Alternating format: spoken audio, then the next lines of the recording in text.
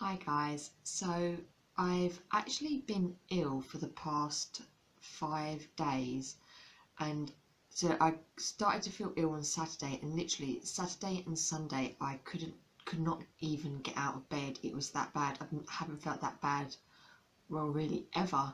Do you know what I think it was? I think I ate a dodgy carrot.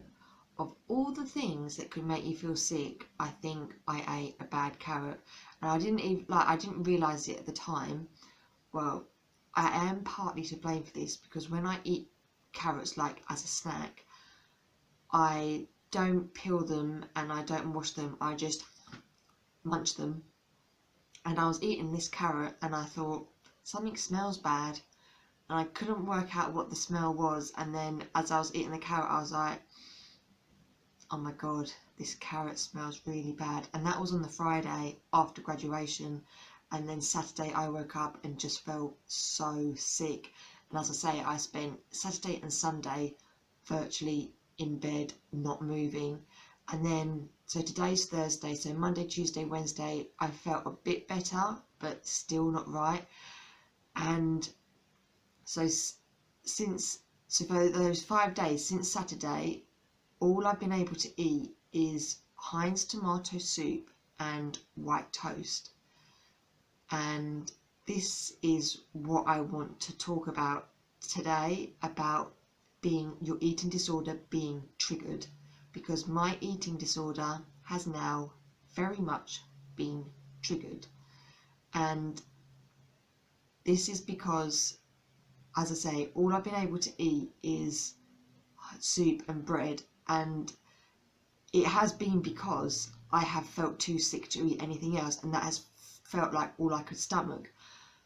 But now I probably could start eating normal food again, but because I've been eating like that for the past 5 days, I've thought, actually it's quite nice not eating very much, feeling empty, just having a very restricted diet. And I think I could quite happily not eat normal food again and just live off soup and bread. And I wanted to highlight that I want to talk about different things that can trigger your eating disorder. So obviously getting ill, you might even think how can being ill trigger your eating disorder? But it really can, and it can make you remember how it used to feel, and then that can make your eating disorder trigger and think, actually it feels quite nice doing that, it feels nice not eating, it feels nice feeling empty. But we can't give in to the voice. As much as I would like to now carry on eating soup and bread for the rest of my life, I know I can't, and I know actually that's not the life that I want to live. That's not the life that's going to make me happy. So from today, I'm going to try and eat normal food again. I'm going to try and have a relatively normal breakfast, lunch, and try and eat a normal dinner. So I'm going to try and have some chicken, a few vegetables, although they still feel a bit uneasy in my stomach, but I'm definitely going to eat some, and a normal evening snack. And it's going to be hard, yes, but you have to, when your eating disorder gets triggered, it is so important not to go along with it, because the more you go along with it, the more ingrained and the stronger the anorexic voice becomes, and then it becomes so incredibly hard to go against it that you might not even, that it's so hard. So that is why I'm putting a stop to it now. And when you feel your eating disorder is triggered, try and put a stop to it. Try and go against the voice. And when you hear your eating disorder saying something to you or wanting you to do something, you kind of have to think to do the complete opposite. Like, it's like you have to hear what it says and then know that is eating disorder, that is wrong, I do the complete opposite. So I want to eat soup and bread for the rest of my life, so I'm going to do the complete opposite and start eating normal food again. So other things which might be triggering for your eating disorder could be like cutting out food. So as I explained in one of my previous videos, yes, I have reintroduced breakfast and lunch very recently, but I spent a good year not eating breakfast and lunch and just eating dinner and an evening snack. And before I started doing that, I was eating breakfast, lunch and dinner, and it wasn't even that when I stopped it was to cut calories and lose weight. It was simply that a couple of days I was really, really busy and I didn't have time to eat breakfast and lunch. And when I didn't have time to eat breakfast and lunch, my head started thinking, this feels really good. This makes me feel like I'm strong. Being empty feels good. And then it was a habit that I couldn't get out of. So when you miss a meal, if you miss a meal, this can be really, really triggering. And if you do miss a meal, it's so important not to let that become your new habit. And yeah, life happens. Sometimes you have to miss meals, but then you have to get back on it as soon as possible and go back to eating 3 meals a day or whatever the best routine that works for you. So yeah, missing meals can be triggering and can give you that empty feeling that anorexia loves. And as I say, it does happen, but you hear the voice say, let's miss meals now forever, to no, I'm going to go back, do the opposite and eat meals again. And other things which can be triggering are, so obviously cutting calories. So if one day I have a few hundred calories less, I mean I don't, but if I did, I know that would be really triggering. And then once you do it once, you know that is it. You then, if you have 100 calories less one day, you then have to have 100 calories less every day because it becomes your new benchmark. That is how anorexia works. And then once you're 100 calories less, yeah, you might stick at that for a few weeks and then you'll cut a little bit more and that will become your new benchmark and you'll have to have that much less, and then it is just a slippery slope.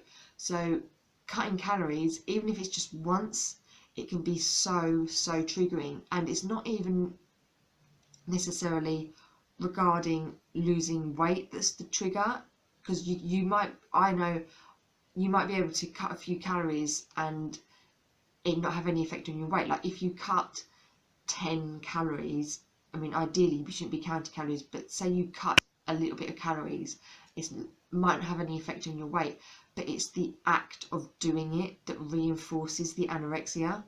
It's the act of restricting that makes your anorexia think, yes, this is good, and then your anorexic voice grows and grows in your head and makes you think it more and more, and then it becomes all encompassing until all you're thinking about again is cutting calories, and it will trigger you to keep doing it and keep doing it, and that is a very slippery slope to get into.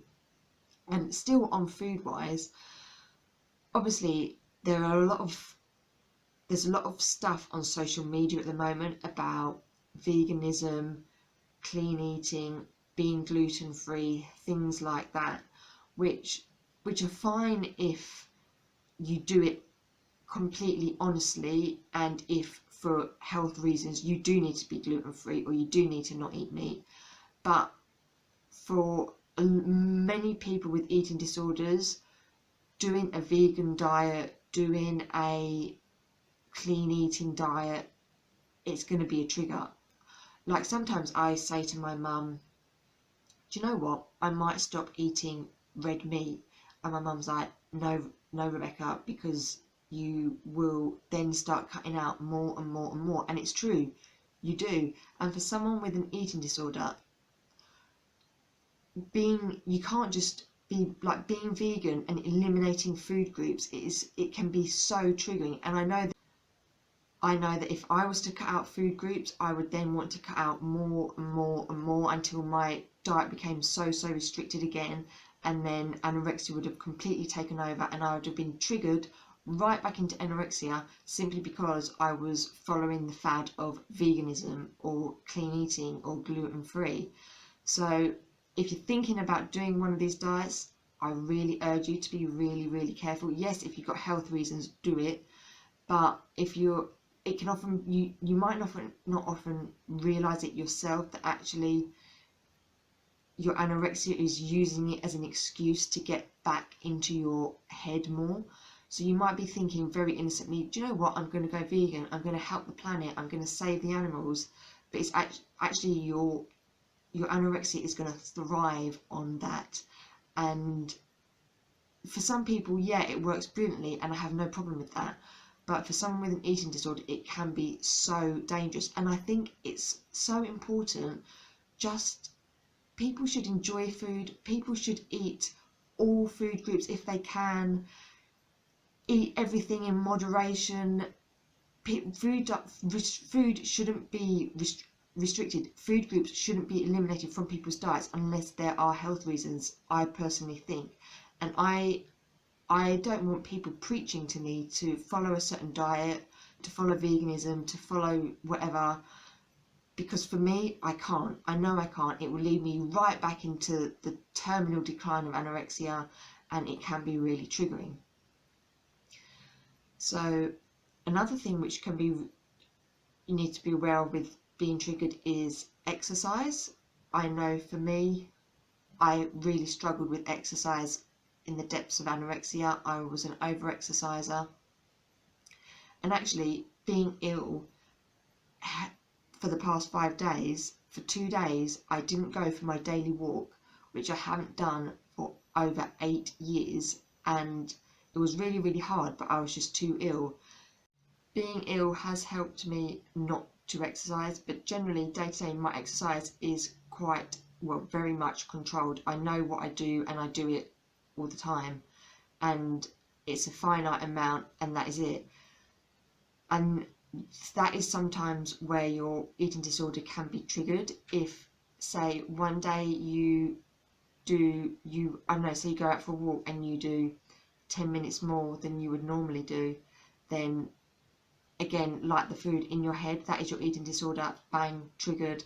It now thinks, well, you've done 10 minutes more today, you're going to have to do 10 minutes more every day, because that is how your eating disorder works. And then you'll do 10 minutes more every day, and then it will maybe creep up again, and then you'll just be doing more and more and more. That is how it worked for me anyway.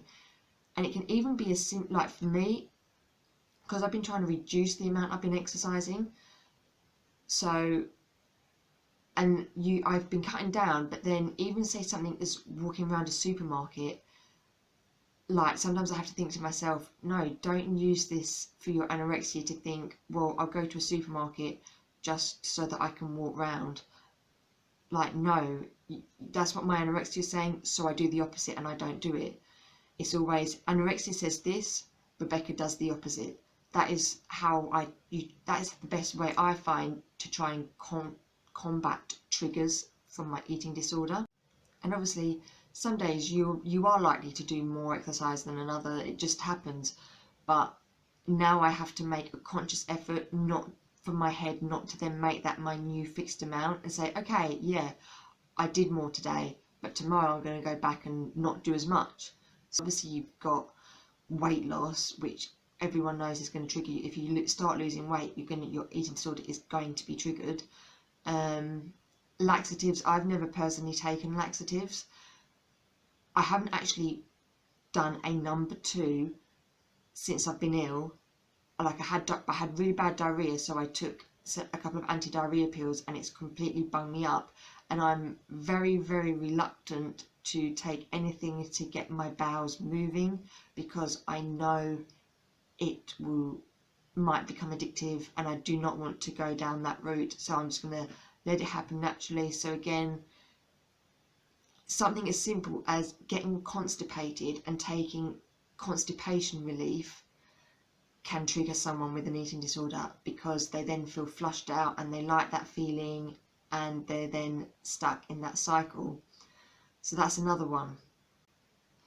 People do leave food on their plates when they're full. That is normal, and that's fine if you're at that stage, but for some people that can trigger their eating disorder.